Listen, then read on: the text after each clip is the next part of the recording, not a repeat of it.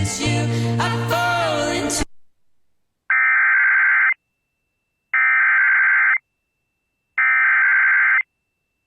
National Weather Service in Huntsville, Alabama has issued a severe thunderstorm warning for southern Colbert County in North Franklin County in northwestern Alabama until 10:15 p.m. Central Standard Time.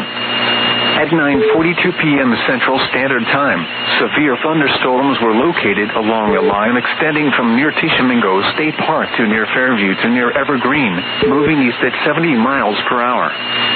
Hazard, 60 miles per hour wind gusts. Source, radar indicated. Impact, expects damage to roofs, siding, and trees.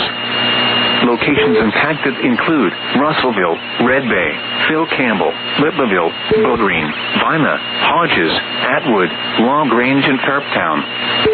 For your protection, move to an interior room on the lowest floor of a building. A tornado watch remains in effect until 2 a.m. Central Standard Time for north central and northwestern Alabama. Repeating, a severe thunderstorm warning has been issued until 10:15 p.m. Central Standard Time for the following counties in Alabama: Colbert and Franklin.